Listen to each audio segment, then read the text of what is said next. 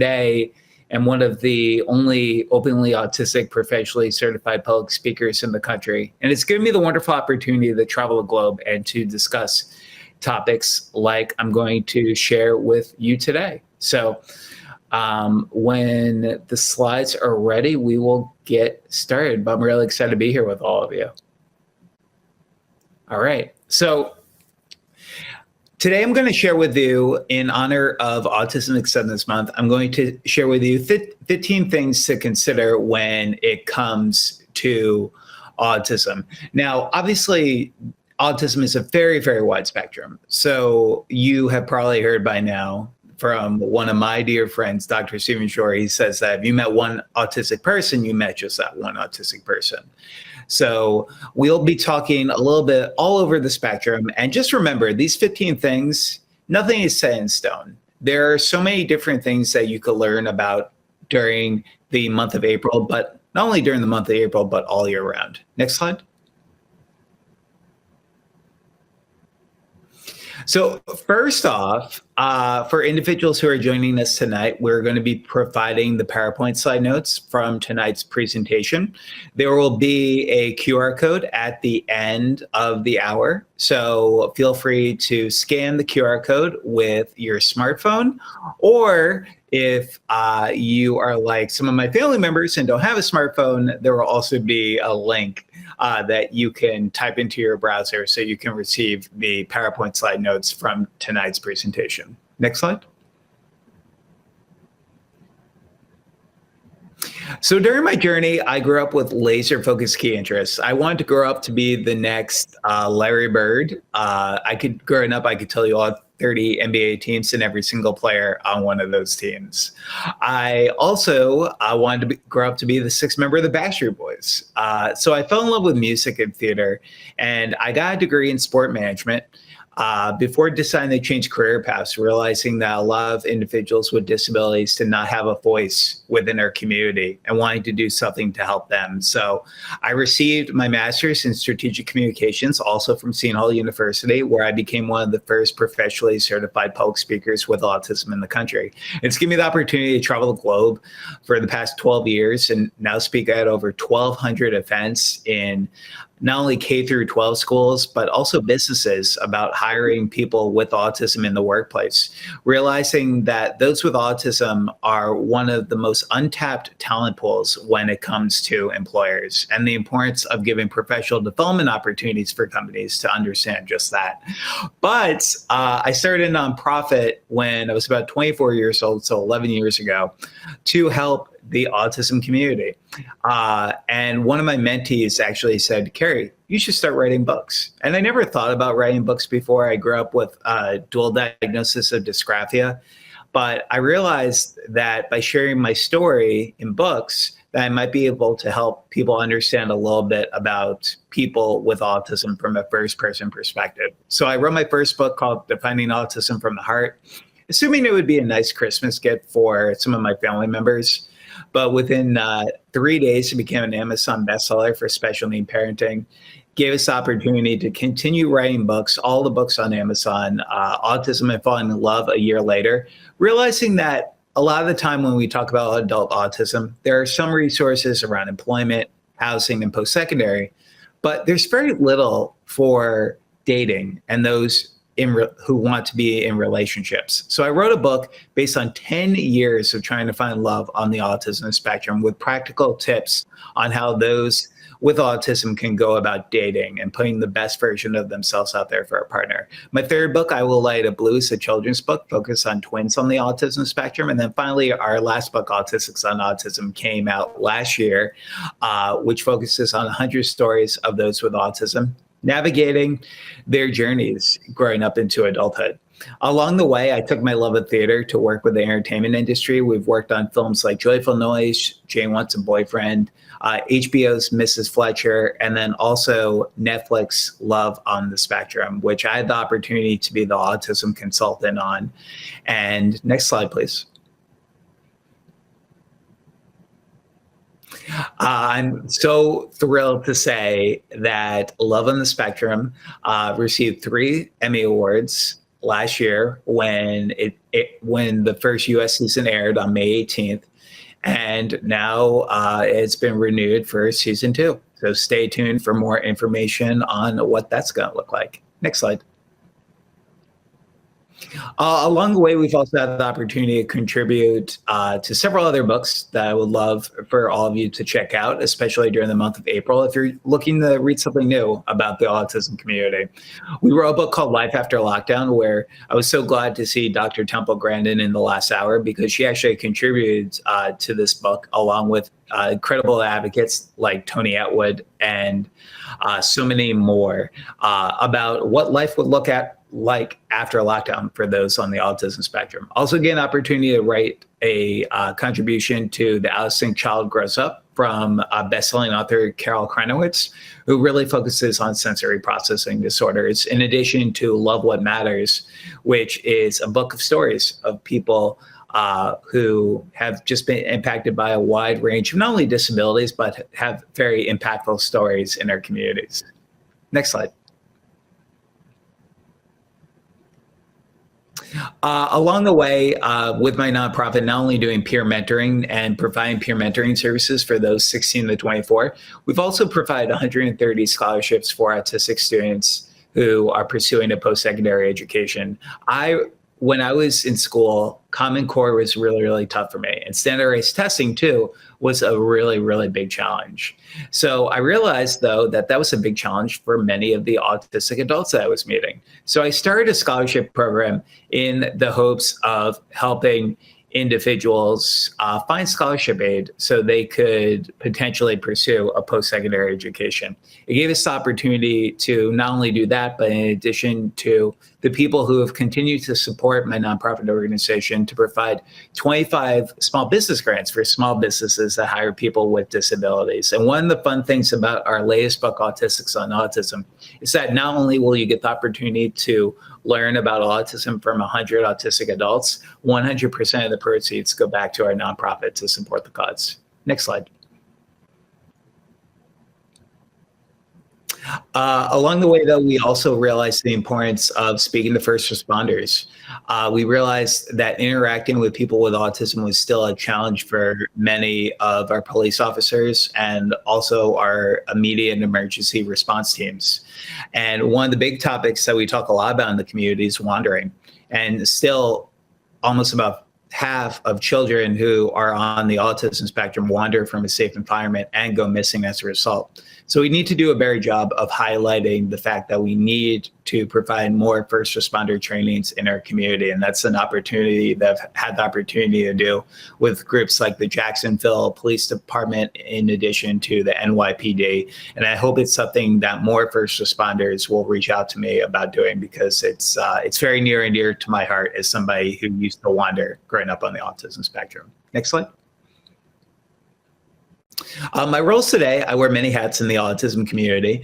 I am proud to say I'm on the Council of Autistic Advisors for one of the largest grassroots nonprofit organizations in the world, called the Autism Society of America. They have 60 affiliate chapters in the United States. So if any of you are trying to build on your village, I would definitely recommend going to their website for more information.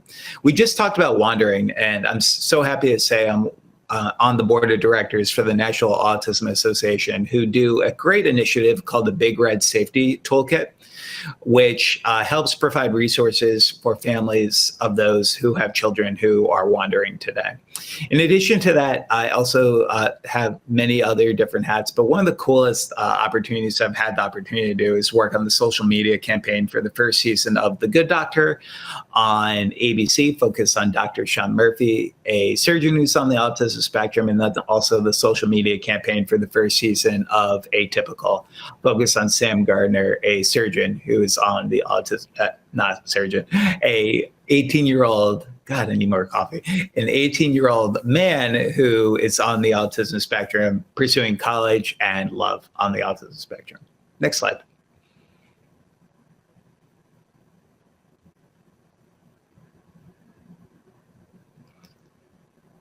And as we're going to the next slide, one of the things I will say is that for those who are joining us tonight, in addition to some of the videos that we're going to share tonight, we have a video series called The Special Community. So as we continue to the next slide, oh, there we go. Well, there we don't go. But one of the things we often talk about is the fact that it really takes a village, and the importance of first-person perspectives cannot be overstated. So I started a video series to highlight individuals impacted by disabilities, which I'm going to share as our 15 things. We're going to give a video example for each one of these. And then we're also going to have some time for Q&A at the end as well. I hope throughout the month of April, but also all year round, when you guys look at this little meme right here, it's something I really hope you take to heart, because it's not only enough to be aware that if you met one, you met one.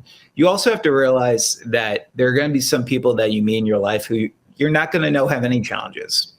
So when you meet people for the first time, we have spoken 4 times today going into this, and every single place we've spoken to, we spoke at K through 2 school, then we spoke at 3 through 5, and then we spoke to it 6 through 8, and then we did a parent talk for parents later this evening. And in each one of those presentations, we included this meme because it's truly important. Not all disabilities are visible. And for those who you might meet in your life, you never may know what specific challenges they have. So promote kindness as much as you can within our communities. Next slide. So one of the fun things that we get the opportunity to do that I just mentioned is we get to bring a tripod and the camera every single place we go to speak. And we get to ask self-advocates, what would you like the world to know about you? Not only in the hopes of breaking down barriers for those with special needs, but also giving them a platform to nurture their own self-advocacy. Because we believe self-advocates need to learn at earlier ages about their autism diagnosis. So the video that I'm going to share with you is of a young woman named Rachel, and she has a very unique story of growing up on the spectrum.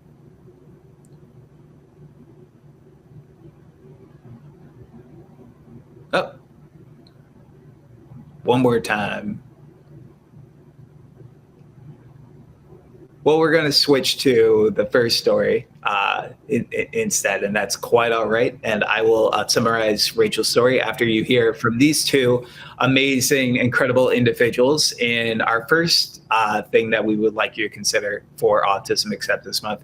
And this is a young couple who are on the autism spectrum. I hope you enjoy.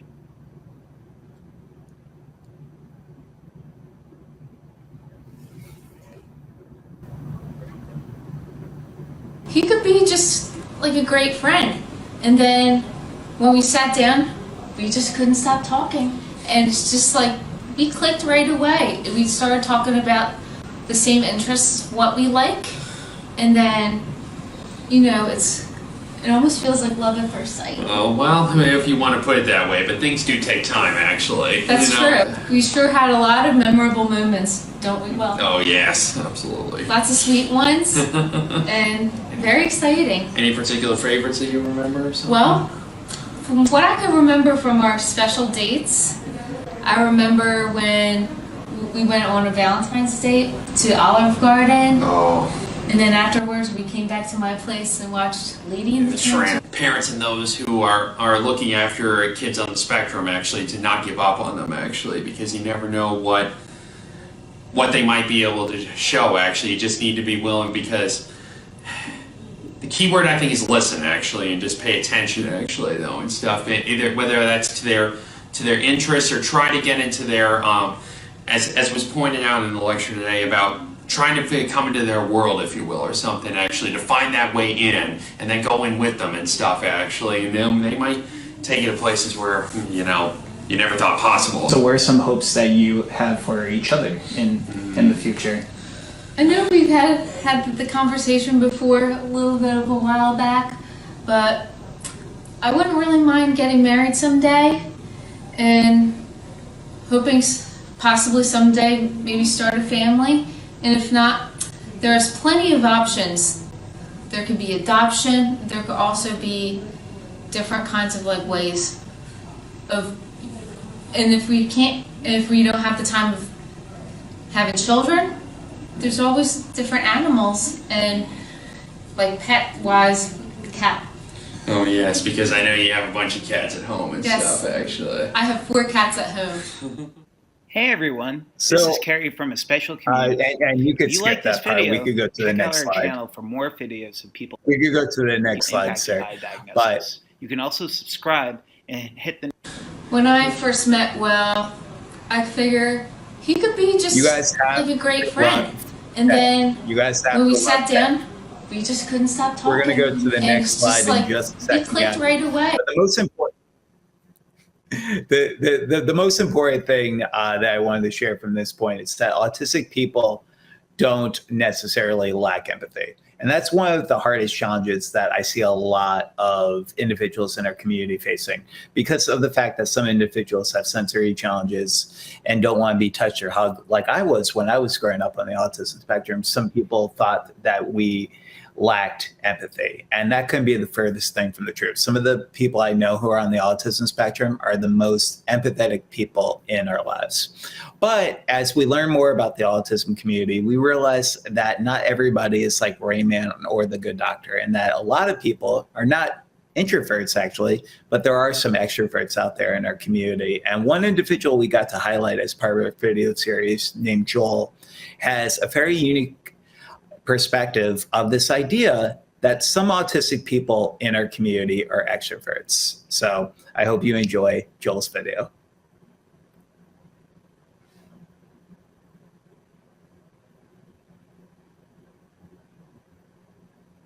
I think my greatest accomplishment is tied in with my greatest challenge. My greatest challenge is that, in case you haven't noticed it, I'm an autistic extrovert, and that's a weird combo. So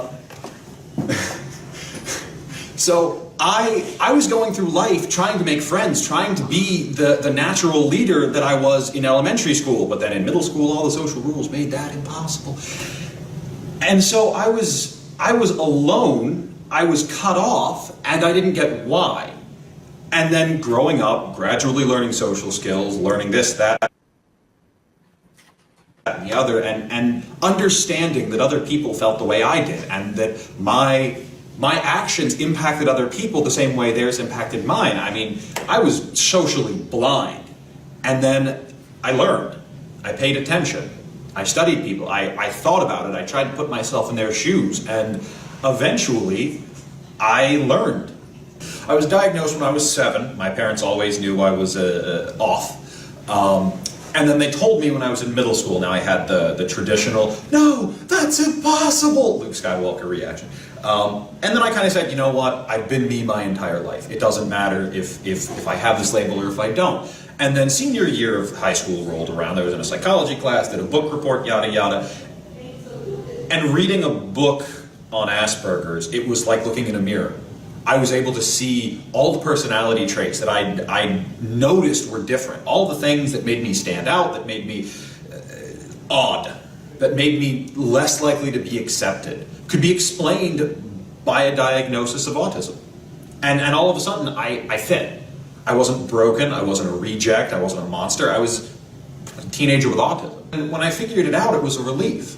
Because again, I wasn't broken, I was just different. So I decided to take it to my psychology class because it changed my view of myself so much that I couldn't not share it.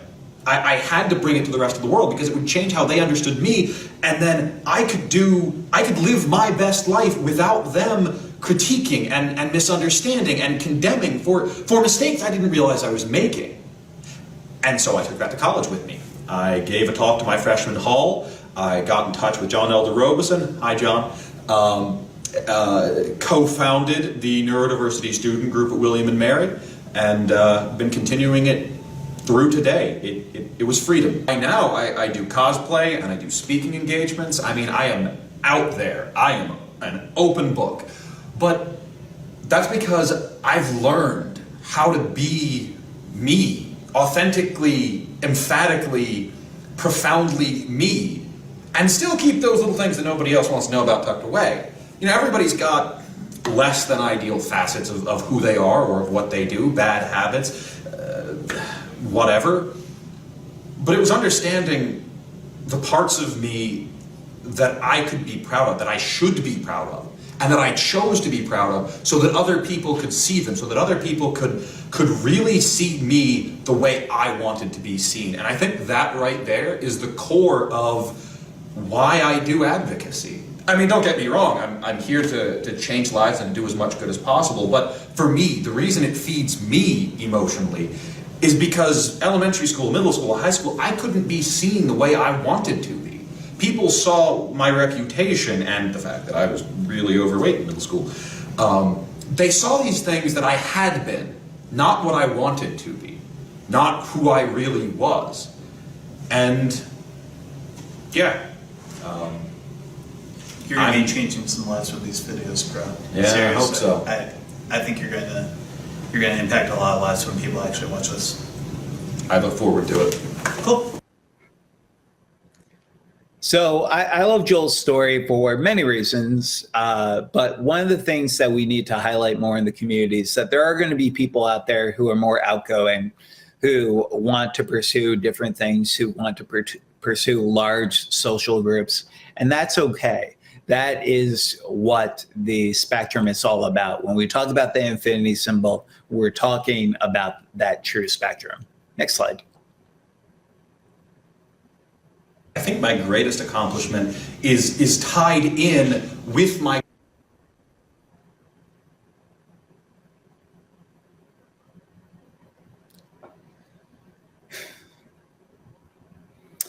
So this video is really impactful to me because this was actually one of the first interviews we've actually done. We're going to go back to it in a second. You guys have to love technology. You're going to sound like a broken record tonight. But we love this story in particular because of self-advocacy.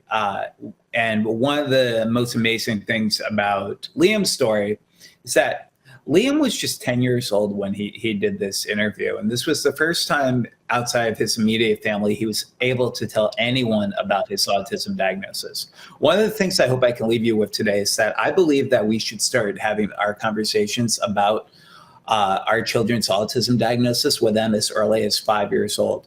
Sometimes I get pushback from families when I say that because they think that's too young and they don't want their child to be defined by a label. But that's when we give them positive peer role models. We give them the Dr. Temple Grants of the world to show them what life might have in store for them so that it's not the end of the world when they get that diagnosis. It's a time of self-awareness and learning. So Liam's story is truly amazing, and I hope you enjoy.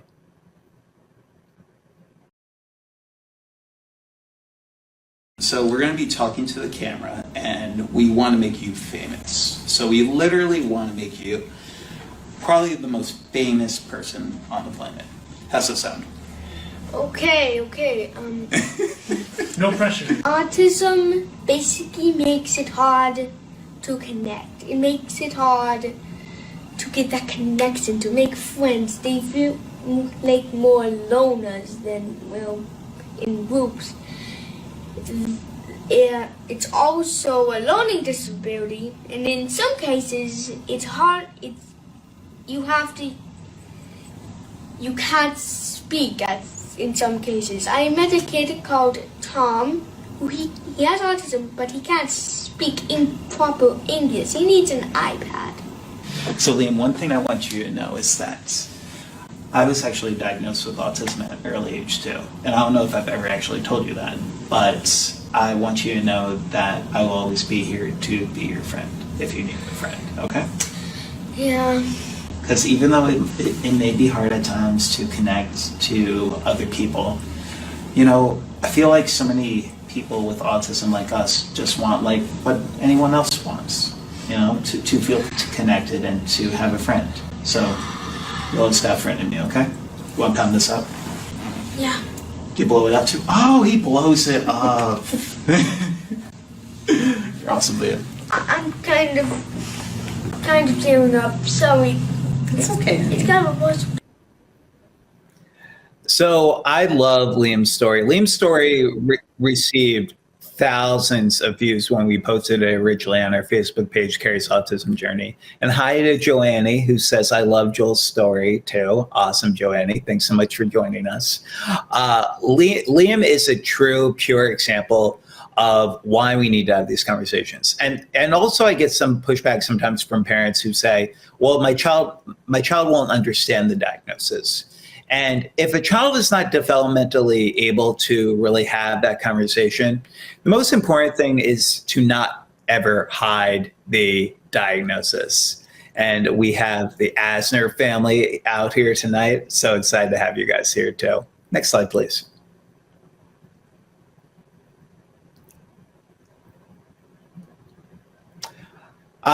So another key area, so I was just talking to 3rd through 5th graders today about this, because one of them was curious about this whole concept called stimming. So for people at home who might be new to the autism world, who might just be joining to learn more, stimming is also known as self-stimulatory behavior. And for me growing up, I would do spirit fingers all the time. I would move my hands back and forth as a place of helping me self-regulate when there was a lot of sensory stuff to process. I wore sunglasses in most of my classrooms because of bright lights. I would wear earbuds in my ears because of loud noises. And I would use the ability to either use spirit fingers or rub my hands together as a way of coming back to a place I felt comfortable, which my OT actually encouraged. And if stimming is not self-injurious to that individual or others, we should let people stim freely. So one individual we got to highlight was a young boy named Basi, who is kind of he's not speaking. He speaks a few words. And when we interviewed him, he was stimming a little bit, but he still wanted us to share his video to get the awareness out there. So we're going to share a little bit about what you might realize in the future as somebody who may be stimming or might have some flapping as well, which Yasi has. So hope you enjoy his video. Wave to the camera, say hi. It's a fun camera. You're amazing. Okay, go ahead. Oh, awesome, man. Basi is 9, Yeah. and he's on the autism spectrum. Nice. Functionally non-verbal, but we do get words from time to time. Sentences actually from time to time, but very infrequently. One of my hopes is really that we find a way that he is comfortable communicating. Right now he is using a lot of tap to talk, you know, on the iPad, but I really would like to see it develop a little bit more into not just asking for something, but communicating something, like I had a good day. It's just that I need to reach him where he is, and you know, he's an awesome kid if you get to know him. He definitely seems like it. Is there anything else that you would like for people to know at home about your story, but also your son's story? I think we need more awareness, and I think people just need to be a little bit more aware. When you see a child throwing a tantrum in a supermarket or screaming on an airplane, it's not that the child is acting out. It may just be that the child needs, you know, the environment is different, so they're having a hard time. Because there's a lot of judgment, and I really wish that people would just stop and just let go of the judgment and just try to understand. Because if you ask me, if we're in a supermarket and he has a moment, if somebody came up to me and said, is he okay? And I can explain, oh, you know, it's just, this is what is happening today. That's so much better than saying looking and, you know, kind of. Exactly. So Yassi's story is interesting because one of the things I like to share when I share Yassi's video with an audience is that we all stim. You may not know this, but the thing that's going on in our society is the fact that many of us rock back and forth, and that's considered a stim. And in our society, it kind of normalizes autism in a lot of sense. I would never say that we're all on the autism spectrum, but in fact, we all do STEM, even if it's very, very minor. Next slide. Maria writes, where is cooking with Connor's part? Maria, I am not sure about that, but I'm so glad you're here with us now for this video. So number 5 is that autistic people just want to be given a chance to succeed. Now, one of the things that I wish more people would talk about in the autism community is that, don't get me wrong, early intervention is the key. But unfortunately today, some statistics indicate that up to 75% of autistic individuals are either unemployed or underemployed in the United States. And I talked to companies. This month will be speaking with JP Morgan in addition to Prudential and S&P. And one of our key messages that we're going to share with them is the fact that those with autism are more likely to stay at a job longer. They're more likely to take less time off from work. And when it comes to reasonable accommodations, the majority of reasonable accommodations cost absolutely nothing. And when they do, it's typically just an onboarding fee of $500. When we talk about autistic employment, it's important to realize that it's not about what a company can do for an autistic person. It's what an autistic person can do for that company. We need to change the narrative. So this is a video of a young woman who is currently employed today and thriving, who's on the autism spectrum. I hope you enjoy your video. Sometimes I work so very hard at the Aspire, just sewing, just making all that wonderful clothes and jewels. And you wish people would understand that people with autism can find work and can work hard like you? That's right. Do you remember when you were diagnosed with autism? I don't remember. Yeah, I was diagnosed with autism at 4. It was a very long time ago. I'm very, very old now. Oh, yeah. It's okay. What's the thing you enjoy most about working with Valerie? Her positive attitude. She always comes in with a smile on her face and ready to work. Valerie, would you consider yourself a positive person? Of course I would. I heard that through the grapevine that you like Disney. Oh, yes. I love Disney Plus is Pollyanna. Oh, Disney Plus. So I just finished The Mandalorian recently, and I'm obsessed with Disney Plus. What is your favorite Disney Plus show? Oh, let me see. The Little Mermaid. We work here at the office together, but you help me a lot with what? Oh, MAI and This show. What are those? and the Trunk shows? the Trunk Show. Uh-huh. And so what do we do there? And MAI and Trailblazer. Uh-huh. Those are our recent trunk shows we've done, but you use the square, the point of sale, and you check out the customers. That's right. Uh-huh. Nice. You do a great job with customer service and making sure you check them out for the right amount. Oh yes, that's right. Uh-huh. Valerie, what's something you hope you might get to do in the future? If it's a job? A job?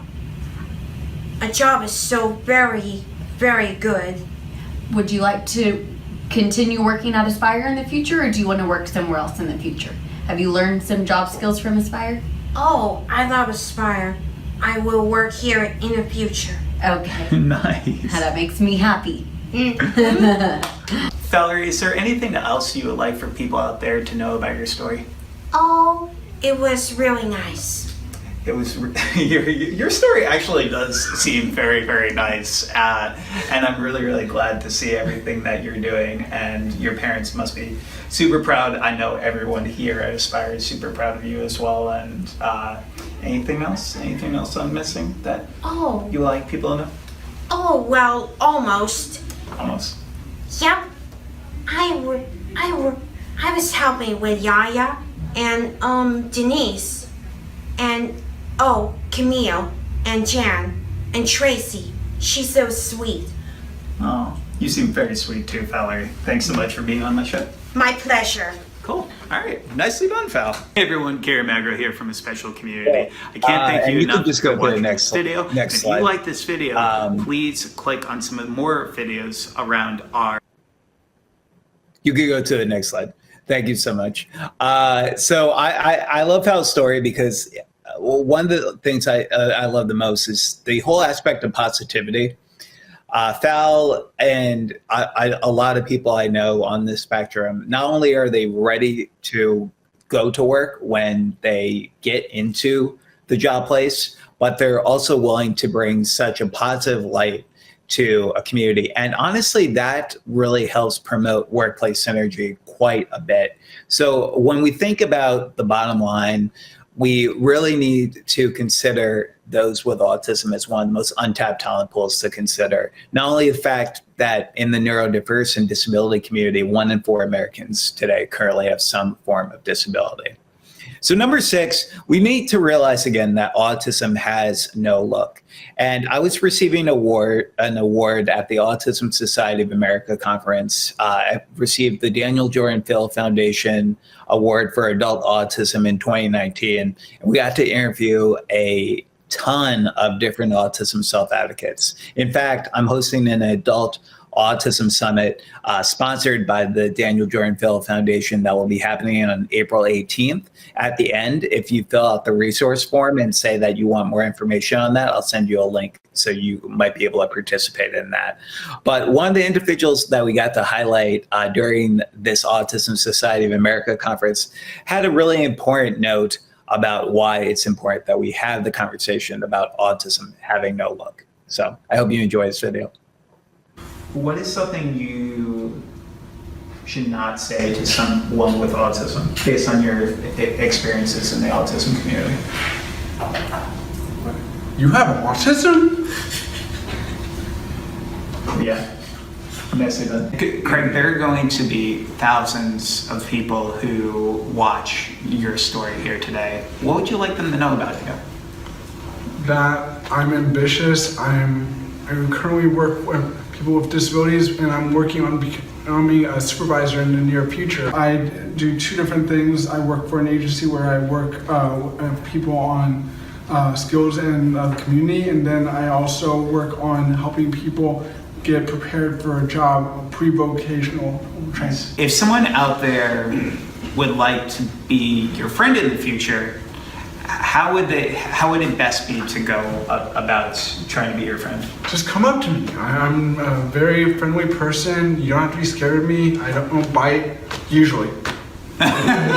What is something you wish people knew about autism? That when they meet someone who is autistic, they need to look at who that person is, and then not based on their diagnosis, but based on who they are, interact with them based on that. What is one misconception you currently see out there in the autism community that you would like to see debunked? That you only have a certain potential, that everyone can show a lot more potential.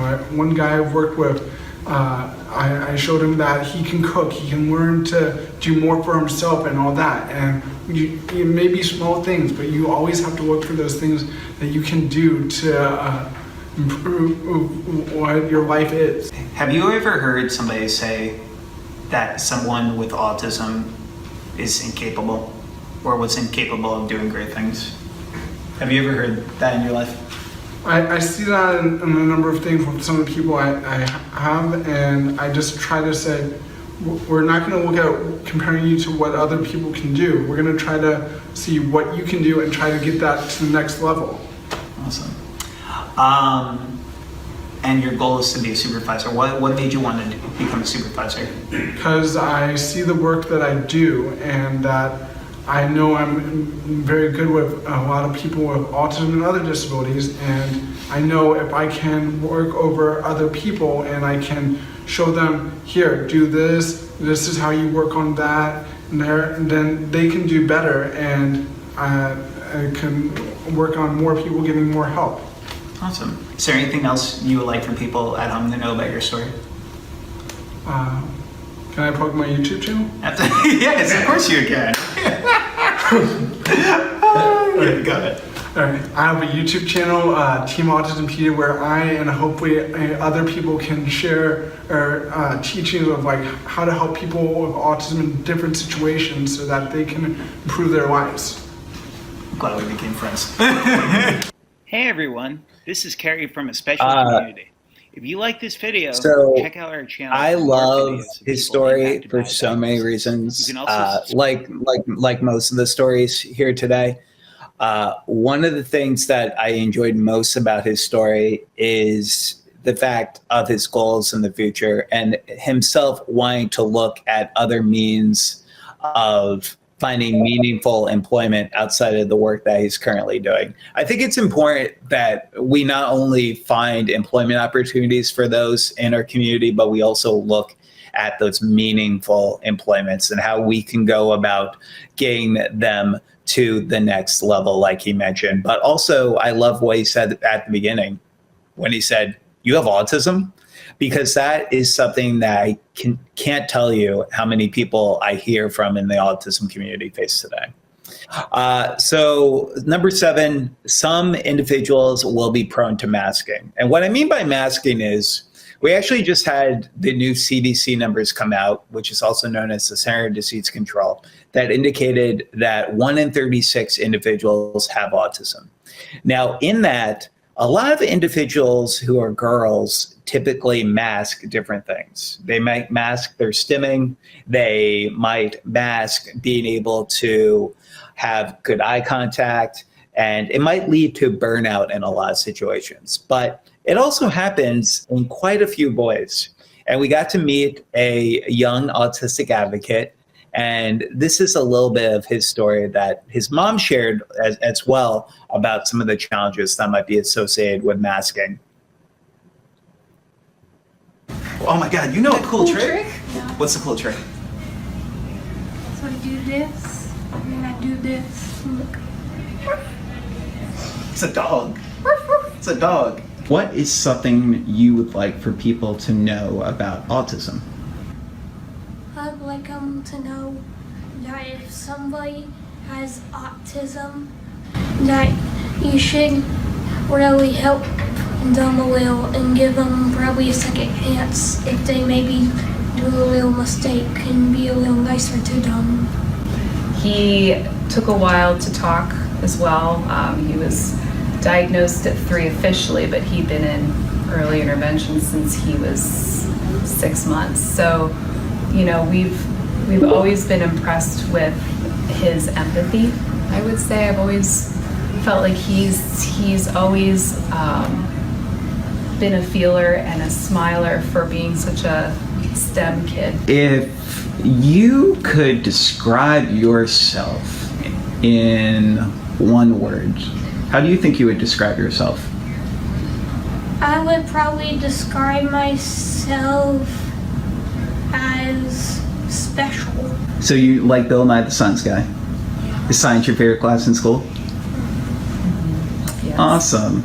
Would that be something you may want to do one day? Yeah. Science or technology, right? We talk about Silicon Valley from time to time. What's your favorite thing about your mom? If you can only pick one thing. She seems pretty awesome though. What I most like about my mom is that she's the nicest mom I've ever known. That's pretty great. How many other moms do you have?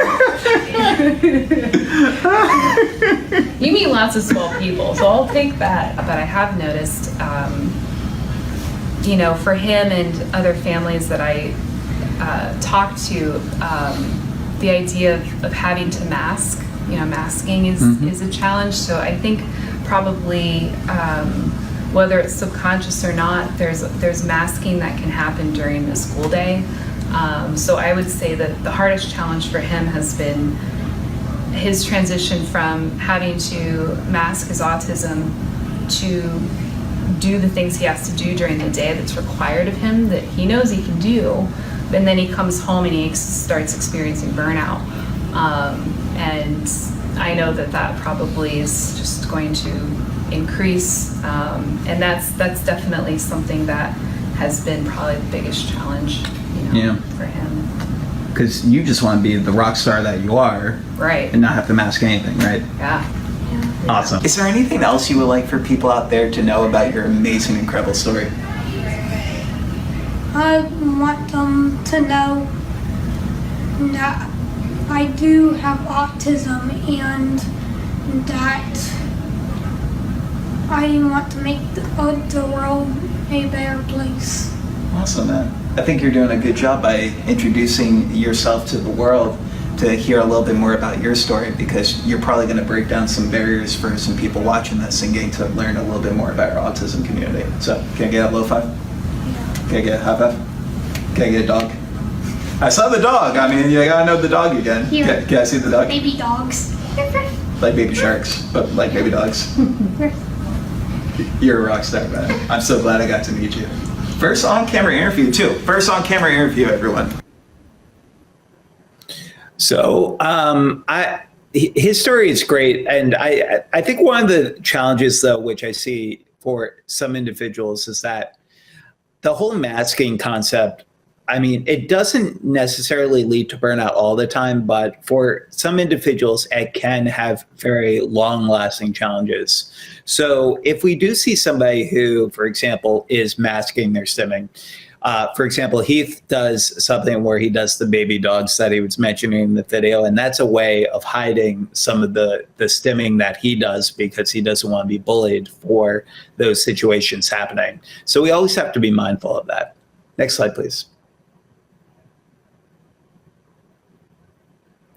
So this is a two-part series. I've had the wonderful opportunity to know Shannon for numerous years, and we will have the opportunity to be on tomorrow from 7 p.m.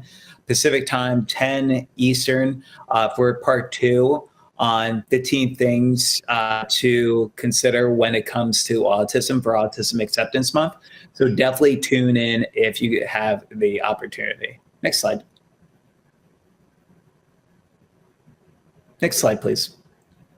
So finally, I just wanted to share 10 final things from my perspective of somebody who grew up from non-speaking to professional speaker. For those who might just be meeting me for the first time before we move to Q&A, Spencer loves Bill Nye. I do too, Spencer, like Heath. So the first thing is we need to make sure that we realize that autistic children will become autistic adults. We need to be ready for them. Transitional IEPs are really important. I went to my disability support specialist the first day of college, and I asked, if you hook me up with that IEP, I'll be ready to go. And I didn't really know that in college I was not going to get an IEP. So we need to help individuals. In some states, it's 14. Other states, it's 16. We need to look at things during that time, such as money management. We need to look at vocational training, and we need to make sure that they are ready for what life will look like after high school. The other thing is role playing. I think as we learn more about autism, we're understanding that some individuals really thrive when it comes to structure. And when it comes to social skills, one way of helping these individuals is by doing role-playing scenarios, whether it's dating scenarios, mock interviews for potential job opportunities. The list goes on, but it can be very beneficial.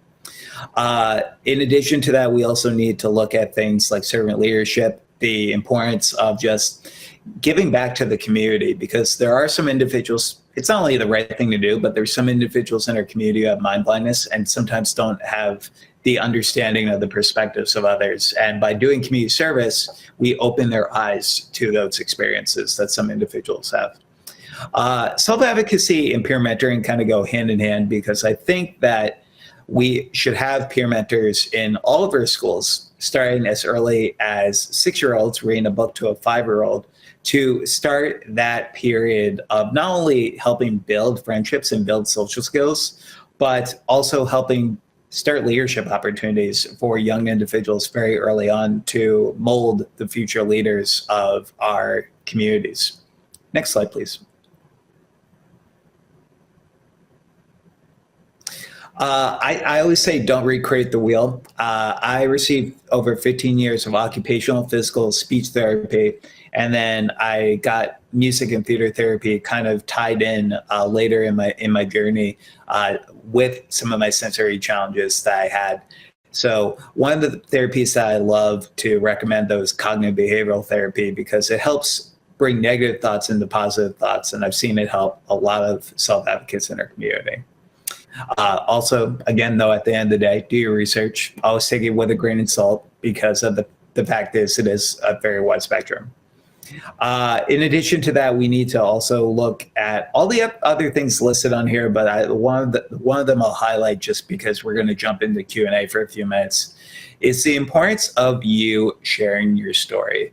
Because there are some individuals in our community who cannot, and I often say that those with disabilities not only make up the largest minority, but I think they're one of them often most underheard because of the fact that some individuals can't speak up, especially when it comes to their rights.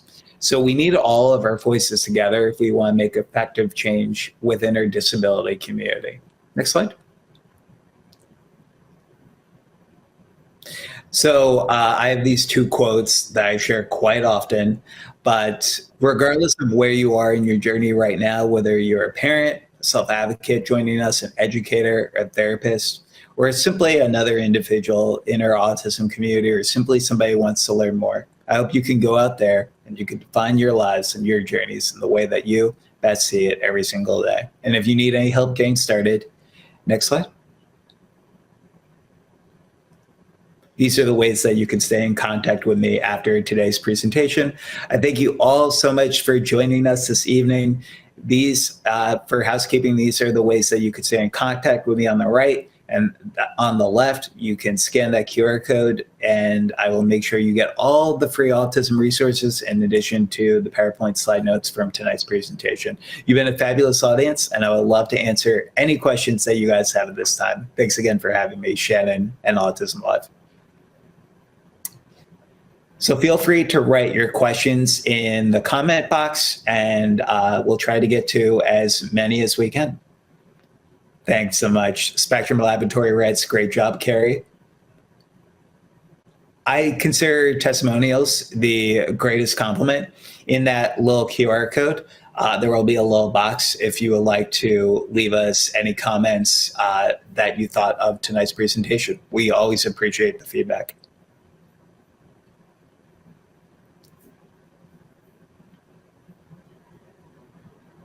Any thoughts, questions, feel free to write them in the comment box. If you're on YouTube, Facebook, it would be the same concept. And as I was telling kids all day, we spoke with about 900 kids today, 300 in each different age range from the K to 2, the 3 to 5, and the 6 to 8. There is no such thing as a dumb question. Trust me, I've heard it all.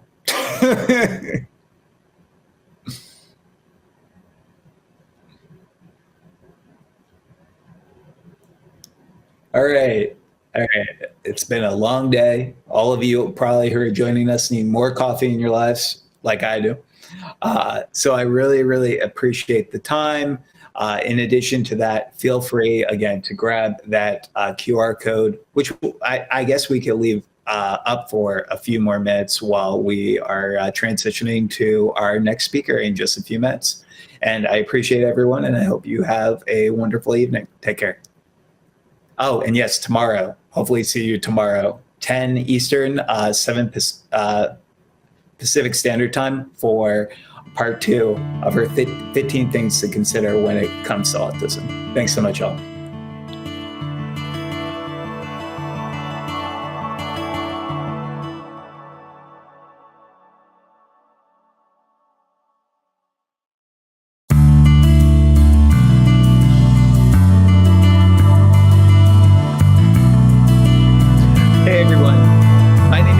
Kerry Magro, and I'm so excited to be here with all of you for part 2 of my talk on 15 things you should know about autism.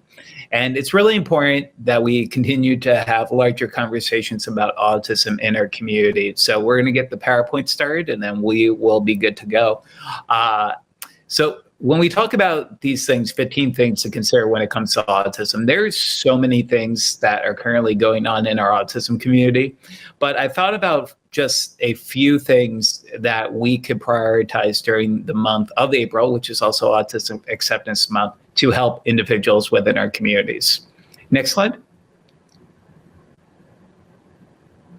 So first off, like we shared with people last night, I was diagnosed with autism when I was 4. I was non-speaking till 2.5, diagnosed with autism at 4, and today am a full-time professionally certified public speaker. I am an avid note taker whenever I'm doing a presentation. So tonight, if you stay till the end, there will be a little QR code. In addition, we'll be taking question and answers. So feel free to write in the comments for the presentation.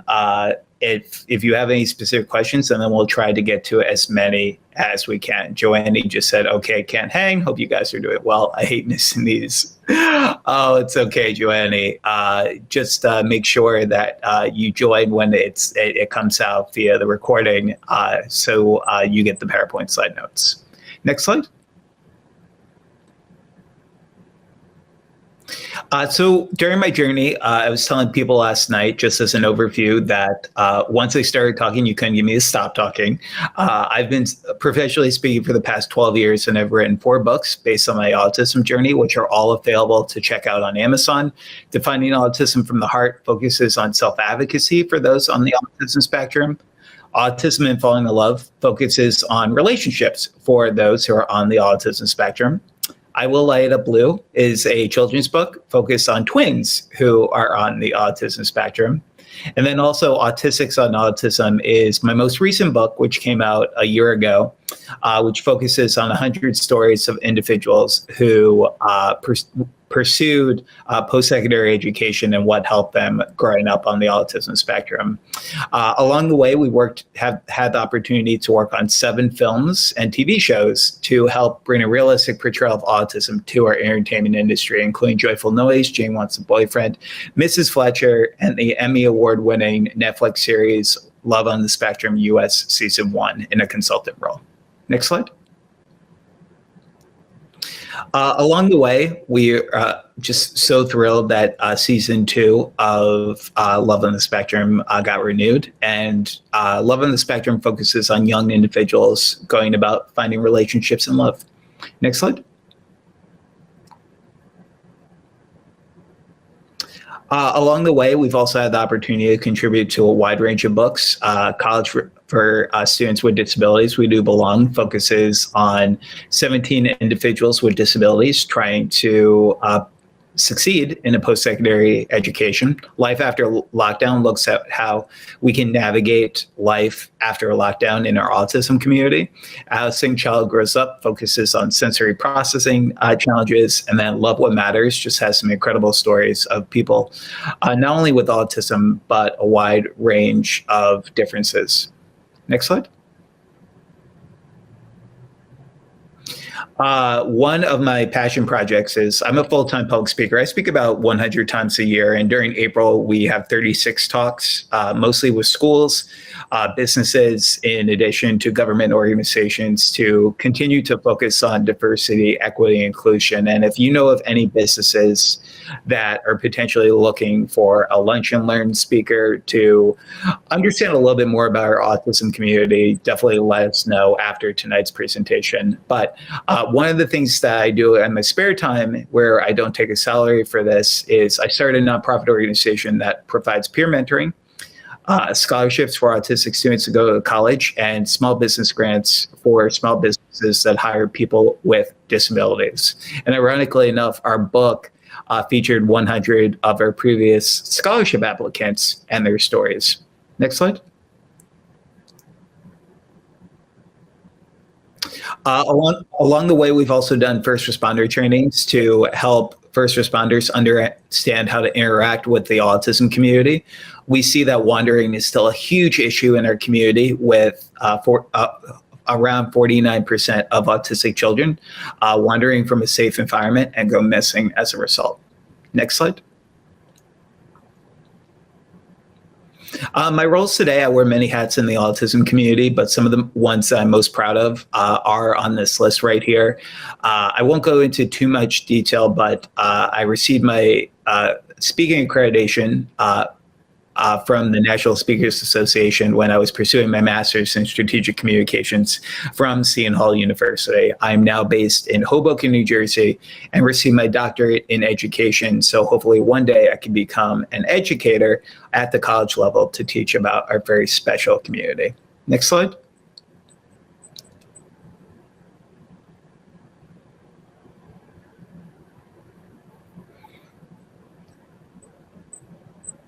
And while we wait to get to the next slide, I'll also say that we've had the opportunity to work on the first season of The Good Doctor, focused on Dr. Sean Murphy, a surgeon who's on the autism spectrum, and then also Atypical, which is focused on Sam Garner, a 18-year-old with autism, trying to find love while also going about a post-secondary program.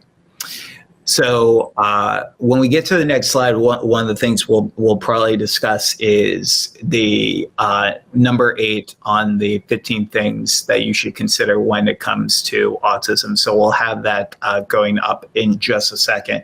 And you have to love tech. We live in a very tech-savvy world, but I don't know how many of you during the COVID-19 pandemic, between Zoom and all these different techs, Google Hangouts, WebEx, all these challenges are associated at one point or another. So we will get that PowerPoint going momentarily. But as we're talking, I mean, some of the things that would have really helped when I was growing up is really having Autism Acceptance Month. Because really, even though Autism Awareness Month started in 1970 via the Autism Society of America, I never grew up with an Autism Awareness Month in my schools, and I think that would have helped a lot in terms of the whole topic of inclusion.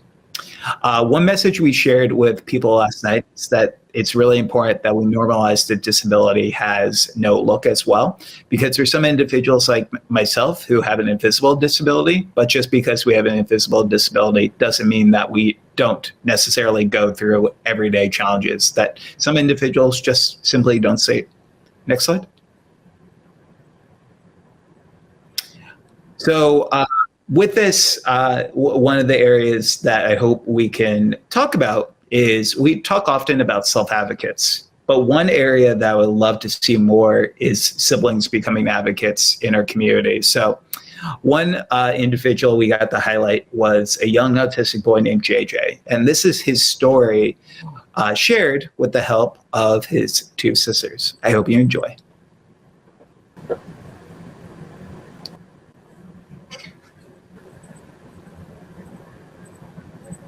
have 2 sisters, Rachel? Both sisters. Both sisters. JJ, what do you like to do for fun? I love checking on movies. TV shows. His personality is amazing. He's so funny. He doesn't even know it. Like, he doesn't know how funny he is, which makes it better. I love how JJ makes these movies, and he uses the stuffed animals, and he shows us to all of us, and I think it's really cool. What is one of your favorite things about your sister? What do you like about me? JJ's lights out with Katie. Yeah, okay, yeah. What do you like about me?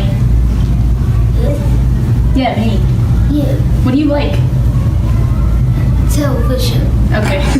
I don't like how people treat autistic kids different because they're exactly like us. They have feelings too, and they act like autistic kids don't have feelings. How does it make you feel? It makes me really upset how people treat them. Yeah.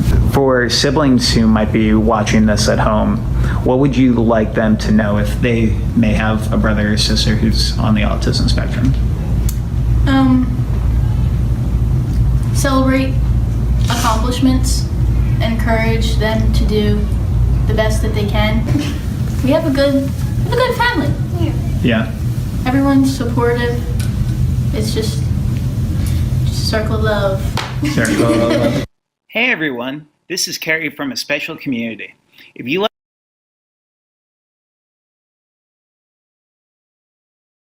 one of the reasons why I love their story is because siblings play such a huge role, And I believe that we should tell all self-advocates about their diagnosis as early as 5 years old when they're starting school, even if they're not developmentally there to necessarily have those conversations yet. It can really, really help because I didn't find out about my autism diagnosis until I was 11. And it was so life-changing for years of knowing I was special, but not knowing what that meant. And for siblings, they could be potentially become advocates by also understanding a little bit more about their siblings' journeys as well.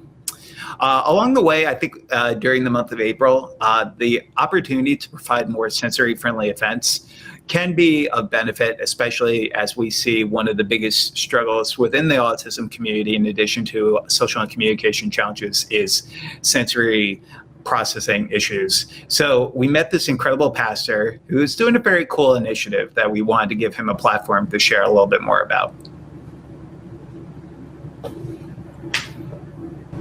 There are going to be people who watch this who have never met you before. How would you like to introduce yourself to those people? My name is Father Matthew Schneider, and I am a priest who was diagnosed with autism back in 2016. And I really want to help people with autism to enter into the church, to be accepted. When were you diagnosed? I was diagnosed in 2016. I had already been ordained a priest, is writing a doctoral thesis in moral theology. Awesome. How's that going so far? Well, I just started like the 1st of July. So, well, I think at least in our Catholic churches, we often have what traditionally built as cry rooms for when the babies cried at the back of the churches. And some Protestant churches have the same things. And what a number of parishes have done, which I think is really helpful for those who are having meltdowns over sensory issues, is that they'll basically use it as like a reverse cry room, where those who need a low sensory environment, they'll be in the back with a glass window between them and the main part. The lights are down there, the volume on the speakers down there, so that the sensory experience doesn't overwhelm. And I think that's a great opportunity. I know of at least 3 or 4 parishes in New York, Georgia, Maryland to do that. What is something you should not say to someone with autism? I would say that one of the things that so often can offend us is just kind of say like, to statements that assume that we also have comorbid intellectual disabilities. I think that a lot of times people assume that, and it is common among autists to have the comorbid intellectual disabilities, but a large portion of us don't. Whenever I make a new friend, I ask them, what are some of your hobbies? Probably my biggest one, beyond writing theology and which is my doctorate and online stuff, is I cycle a lot. I probably cycle about 75 miles a week. Nice. And I do that, so I do that quite a bit. But then, that's probably the biggest hobby I have. Awesome. Well, what's something you wish people knew about autism?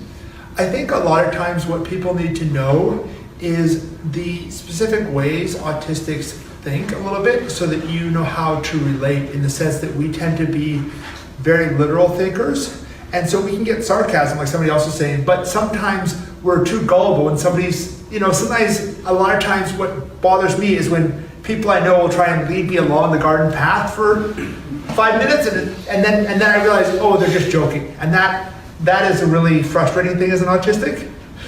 Yeah.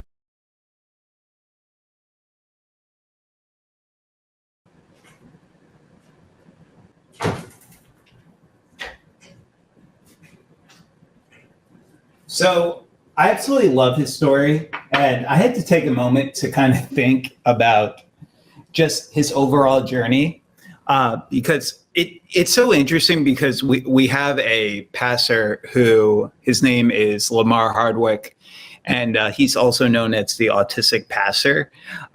So ironically enough, there are several individuals who have gone about that as a potential career, which is really, really interesting. Carl, thanks so much for saying I'm very glad to see a priest on this program. Next slide. And then one of the other areas that I hope we can have larger conversations about is that 1 in 5 students are currently a victim of bullying today. And one of the leading epidemics I currently see in our schools is bullying. And 1 in 10 students drop out of school in our public school sector because of reoccurring bullying. So when we talk about the topic that sticks and stones may break my bones, but words will never hurt me. Words do have power, and they can have lasting challenges in some individuals. So we met this individual named Kristen, who unfortunately was bullied, and wanted a platform to share a little bit about that. So I hope you enjoy your video. So what would you like for people at home to know about you?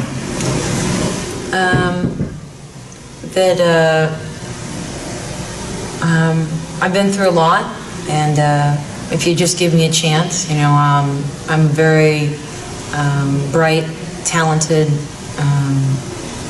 pretty cool person.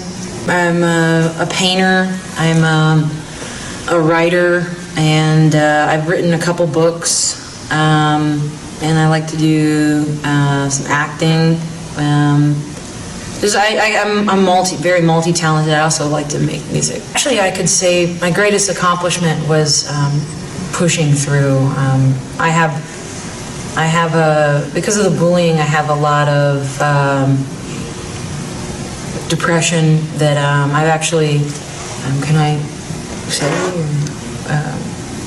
I tried to commit suicide many times, and something in my mind, I don't know, just tells me that it's gonna get better, and then I'm gonna be something one day, and You are going to be something one day. You're something right now. I don't feel that way. But you do amazing art. You've kind of like flourished. I mean, you got the punk rock thing still going on. So I mean, you do have things going on in your life. And I was a victim of bullying too. I'm so sorry that you had to go through that. It's quite often, I've tried to rack my brains around it, and it's just, I think one of the biggest things is that I'm just alone all the time. I don't have a group of friends, and I get attacked in public by people. I'm a very easy target, and this happened my whole life, and it happens so often. I'm almost afraid to leave my house. I just want you to know, it's like there are people out there in our community who want to be your friend. From people such as myself who friends with countless self-advocates and just friends with people, there are people out there in our community who want to be your friend. And I hope you never forget that. I know it sucks. Bullying sucks. Bullying's terrible. And no one should ever bully anyone, but Well, one of the problems I have is trust. It used to be I didn't understand jealousy until my early 20s. I didn't have that comprehension of understanding that emotion at all. Like I said, it was very black and white. You're either smiling and you're happy, or you're you're frowning and you're mad at me. And I didn't understand that sometimes people can be conniving and be smiling at you. Yep. They have malicious intentions, but they'll be smiling at you. And I've got taken advantage of and massively abused because I didn't understand it. And I kind of almost fear the world now because of it. And it's taken a toll on me. Is there any final thought that you would like to leave for people at home about your story? Really take the time out of your lives to appreciate what you have every day. Find some inner peace in your mind to truly love and accept yourself in a world that has a lack of love and acceptance. And try to find, I know it can be hard, in a world that it wants to segregate everybody, but and it's hard to find the right group of people. But I definitely say hanging around loving, positive individuals would be a good thing. And acceptance is key. Yeah, acceptance is key. That's actually one of my philosophies. Nice. So, yeah. Well, awesome. Thank you so much. Thank you. Story. Because it's really, really important as we continue to have conversations around this topic of bullying is that we hear from individuals' first-person perspectives of their specific challenges. So I absolutely adore her for being so brave to share that story. And one of the things about her story is that the second leading cause of death between individuals between the age of 10 to 34 is suicide. And sometimes I don't hear a lot about this topic because a lot of people think it's taboo and they think it's a sensitive topic. And even with the sensitivity, this is happening in our communities. And by speaking up about it, I hope that we can make positive change. One of the things that was really amazing was before COVID, we were speaking at a high school, and one of the kids came up to me afterwards and said that they would never bully anyone again after seeing Kristen's video, knowing the lasting challenges that it had. And if I never get another speaking engagement for the rest of my life, to have that moment to hear that just sitting down with Kristen for a few minutes to share her story could have helped a potential new kid not be bullied anymore, it would make my entire career. So next slide, please.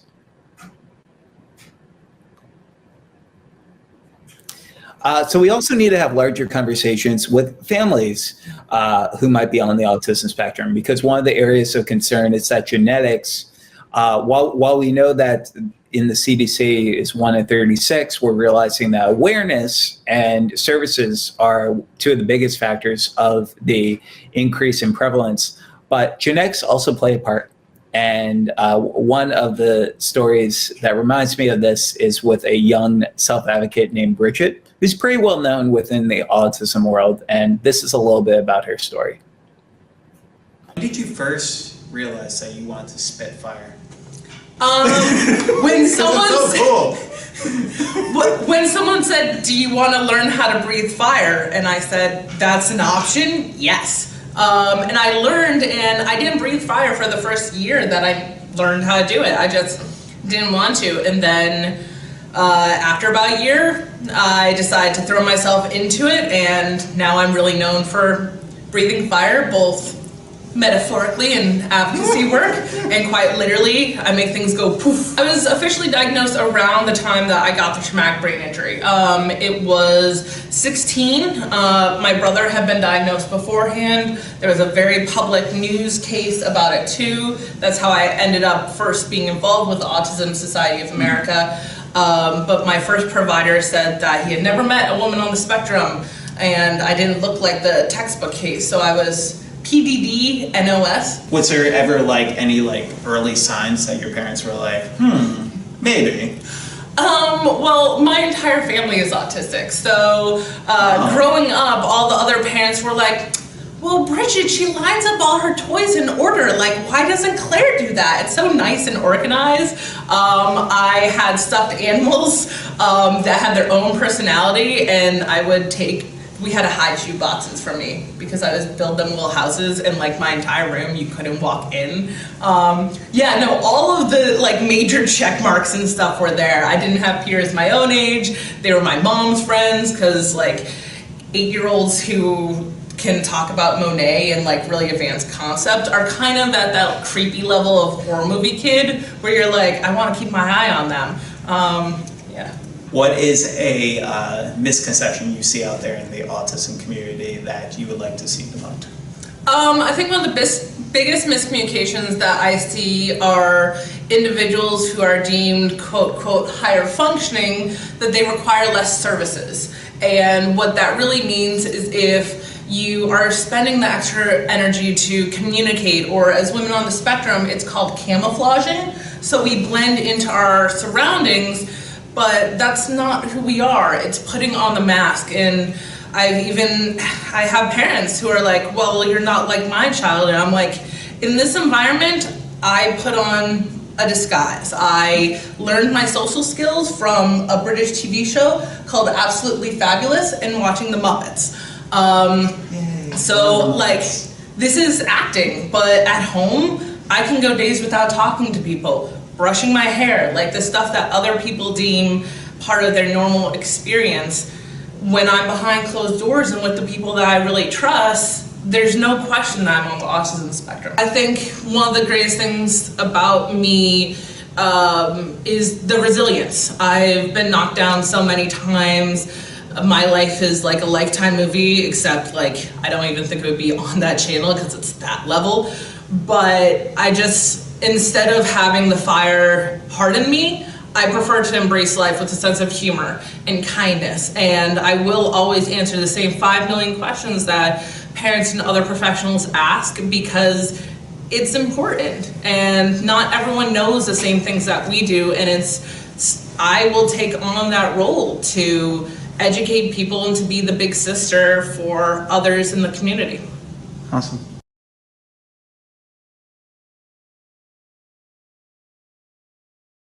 Following her at some point because everyone, she has this is so many Kerry from amazing, Special incredible Community. things about If you her like this that video, definitely check out our deserve channel for to more be heard a little bit more. impacted by a Next slide, diagnosis. please. You can also subscribe and And then one other area that we see a lot in our autism community is the importance of highlighting non-speaking autism. I was speaking at a college today and for their Autism Acceptance Month event, and we talked about the fact that those who might not be able to speak are still listening, and those who are non-speaking doesn't mean that they're not necessarily unintelligent. So one individual who's a great example of this, and the whole idea of this, it's really what I want parents to understand, is that I get so many questions of parents who are asking me, will my child ever talk? But I want to change the narrative, and I want to talk about how can we get that child to communicate. So Justice is a great example of somebody who does not speak, but communicates in other ways that I wanted to highlight with all of you tonight. Justice, you're a good looking dude. Just saying. What, if you don't mind me asking, what is that device that you have? Toby Churchill. Churchill, Toby Light. Light Rider. Toby Light Rider. Good job. Toby Light Rider. That's so cool. Do you like your Toby Light Rider? What's like the best thing about your Toby Light Rider?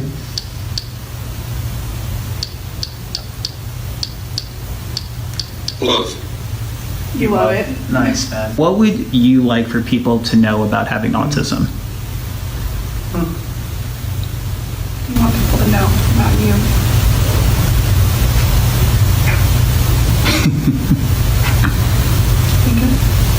Need help. Sometimes you need help. I need help. If there was one word you had to say to describe Justice, what do you think that would be? I'd say sweetheart. Yeah. You're always so sweet. Yeah. Like that. Most of the time you're sweet. Justice, what do you like to do for fun?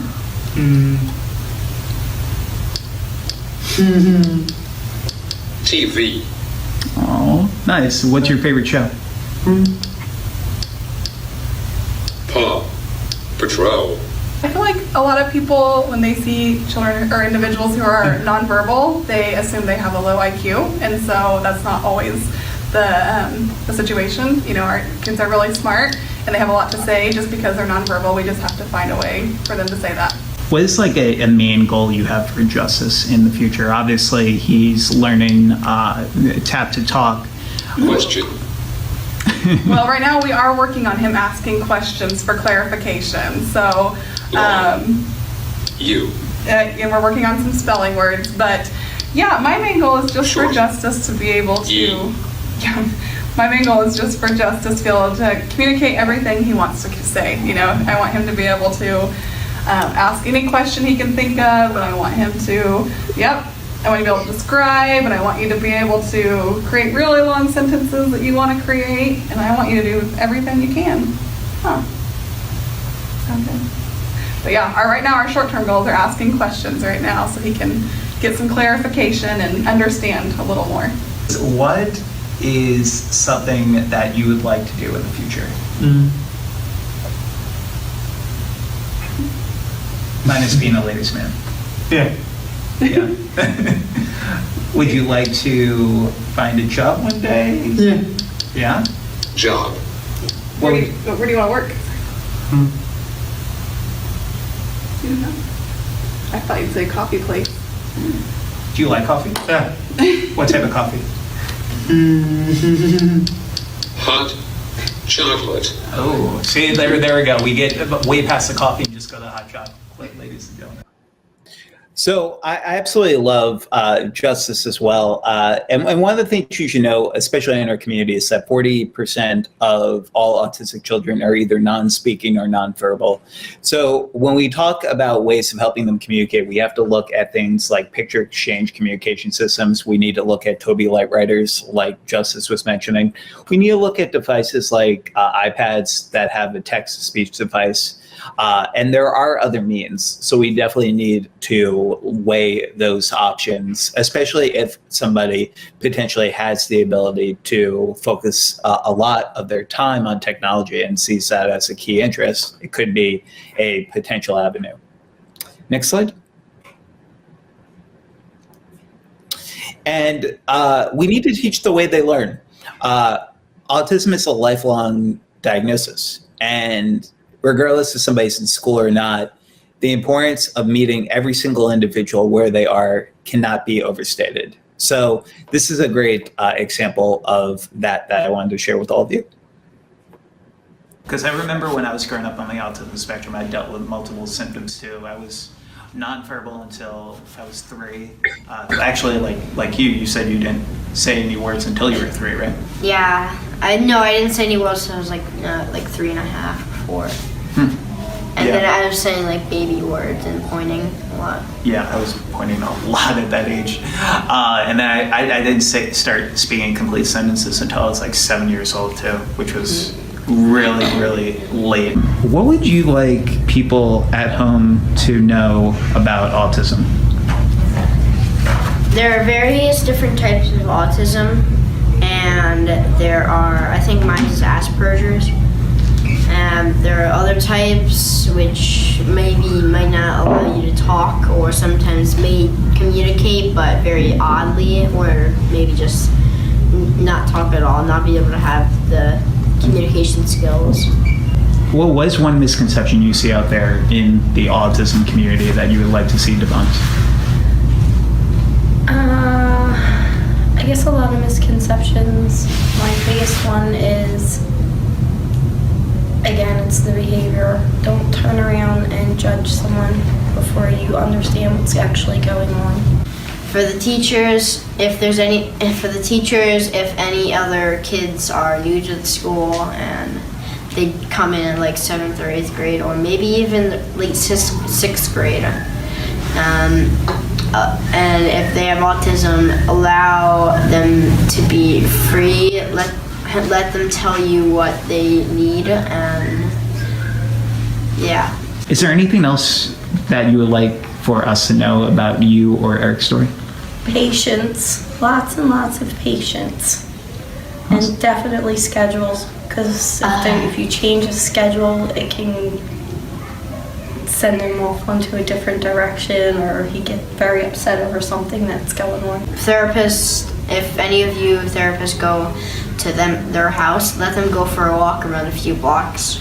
I like it. Thanks, man. You're rock star. Hey everyone, this is Kerry from A Special Community. Yes, if you like this video, do not check follow out our me. channel for more You never videos. have to follow me after seeing this that little message at the end.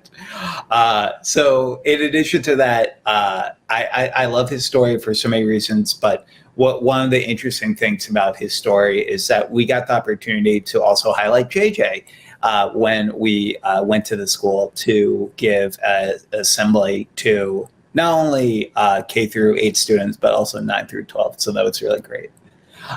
In the next slide, I also want us as a society to avoid judging around what's age appropriate. For example, I'm 35 years old. I still watch Space Jam. And a lot of people say to me, it's like, Kerry, isn't that a little young for you? And if something makes an individual happy in our society, I think we should go with it. especially if it's not hurting them or anybody else. And I met this great young man who loves Disney. His name is Connor. And this is a little bit about his story. Connor, how old are you? I'm 27. Nice. And when were you diagnosed? At the age of 2. Connor, when I make a new friend, one of the things I like to first ask them is, what do you like to do for fun? So, can I ask you what you like to do for fun? Oh, sure. I like to have fun by exercising and doing photography and ice skating. Nice. When did you start liking Disney? Since I was little. Awesome. Ever since. Who's your favorite Disney character? Mickey Mouse. And is that Mickey? Actually, that is Mickey on there. I thought it was Minnie for a second, but it's actually Mickey. Is that one of your favorite hats to wear? Yes. When he was little and in school, and they were saying that all the things that he would never do, which so many parents can relate to, the never pass a 5th grade level, never speak, and he didn't speak until he was 7, and then he just keeps accomplishing things, and he's so proud of who he is that he's like a shining light to everyone, and I couldn't be more proud. My hopes and goals for the future are passing my law in other states. What else? And being an advocate between Disney and the autistic world. I get this a lot because I have autism. What is it like to live with your diagnosis? I think living with autism for me makes me a special person and unique person. Connor, what is one misconception you see out there in the autism community that you would like to see debunked? For example, one thing that I get a lot as somebody on the autism spectrum is, you have autism, you don't look like you have autism. People feel like autism is looked at in certain ways. What is one misconception you wish people would stop? My misconception for people to stop is people telling you you're different. Yeah, it's true. Different, not less, right? Right. Is there anything else you would like for people at home to know about you? Yes.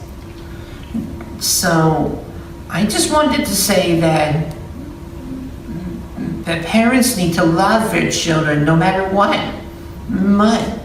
And even because of a diagnosis, because if they don't, it would be bad for them. Please support and love your child. Awesome. And does your mom love and support you? Yes, she does. Awesome. So does my mom. Hi, Mom. Hey, everyone. This is Kerry from a special... I love Connor's story. Connor is phenomenal. And Connor has a lot of just happiness in his life. And I think that's something that recedes whenever you hear him speak. And I hope that did for anyone who has joined us tonight.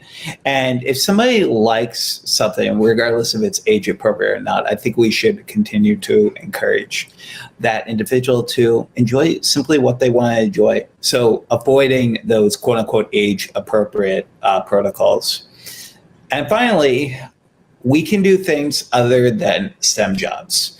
When we look at autism as a whole, I want you to know that some individuals on the autism spectrum are going to think outside of the box. They're not going to fit the mold of this STEM-related jobs. Like, for example, a lot of individuals think because of STEM jobs being one-on-one, that's the only thing that autistic people can do. And there are some individuals, like this young man named Chase, who's doing something actually quite different from the STEM-related fields. We're talking about the science, technology, engineering, mathematics. And he's doing pretty well for himself, if you ask me. So here's a little bit about Chase.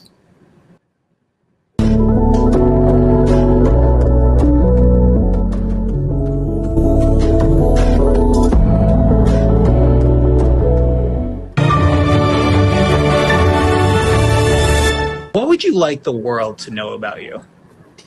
Well, I'd like them to know that I am autistic and that I have lots of ideas about creating my own book series called The Letter Critters, and they teach the alphabet to young readers. And they're these cute little animal characters. That is awesome. So how did you come up with the idea for this? And when did your first book come out? How many books have you written so far? Tell me about that. Okay, well, I was just drawing some things that came to mind when I was watching some certain shows, and they just came into my head, and I was just trying to see if I could draw like every single letter of the alphabet based on what I watched. And my mom saw my drawings, and she gave me the idea to make it into a book, and I took her suggestion, and I released my first book on May 2017. And right now I have 3 books. The other 2 are the Letter Critter Biographies and the Letter Critters Talent Show. Something that you wish people would not say about people who are on the autism spectrum? Okay, I would like them to not say that those people are weird.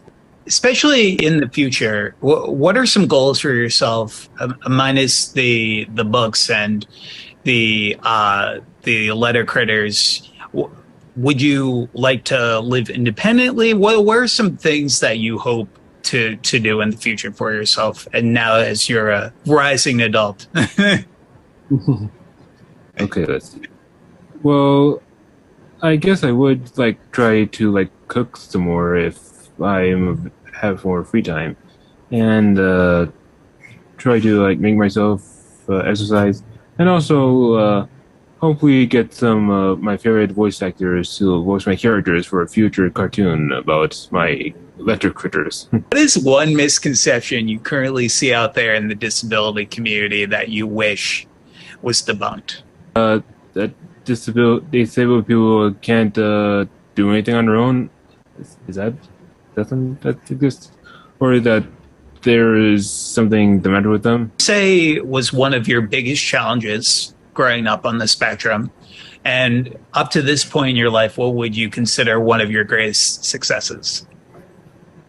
Okay, I would say the toughest part was trying to like be social around other people.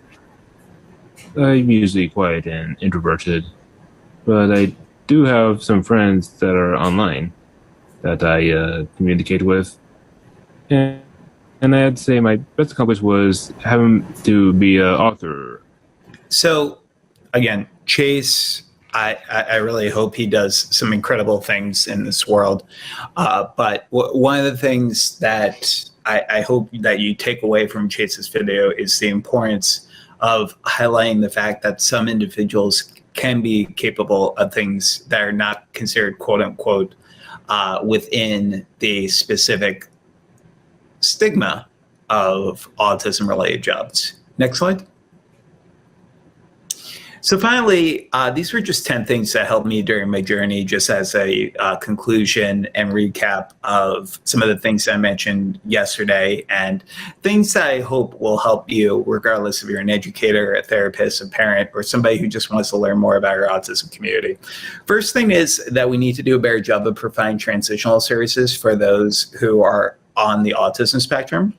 One way that we could do that is by making sure that all IEPs are for individuals who are going into high school, who are 14, some state 16, are receiving some form of transitional services. The other thing is role playing. We need to do, this is an area that I think helps a lot, especially when we talk about structure, because so many autistic people rely on structure. Servant leadership, thinking with the end in mind, especially for those who have mind blindness, being able to think and being able to look at the hardships that some people face can be really helpful for them to understand the world a little bit better.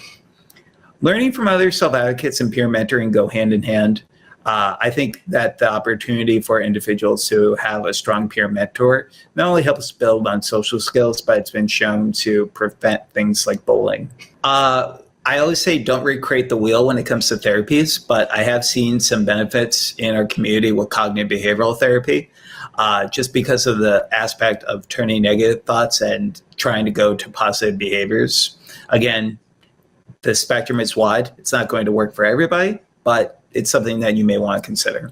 Self-reflection, thinking with the end in mind, but also helping individuals who want to become self-advocates build on self-awareness for themselves can be really helpful via things like journal therapy. Physical activity, 30 minutes of just walking a day can have really great benefits on short-term and long-term retention, in addition to releasing positive endorphins. Finding support networks, the Autism Society of America at autismsociety.org have 60 affiliate chapters throughout the United States. So if you're looking to build on your village, I would definitely recommend them. And then finally, writing a blog, because regardless of where you are in our community right now, whether you're a parent with a newly diagnosed child or you've been in this community for decades now, it's all upon us to use this movement that we have in the digital world to make effective change for one of the largest minorities in the United States today. Next slide. So again, I never assumed this would be my life, but now I like to say autism can't define me, and I define autism. And I can only hope that all of you who are joining us can go out there and define your lives and your journeys in the way that you best see it every single day. And if you need any help getting started, next slide. These are the ways that you can stay in contact with me after tonight's presentation. Again, my name is Dr. Kerry Magro. I thank you all so much for being a wonderful audience. And as I mentioned at the beginning, I would love to answer any questions at the end that I can. So feel free to write them in the comment box, and we'll try to get to as many as we can. For housekeeping notes, these are the ways that you can stay in contact with me after tonight's presentation. In addition to that, you could scan the QR code if you would like the PowerPoint slide notes from tonight's presentation. Thank you all again so much for having me.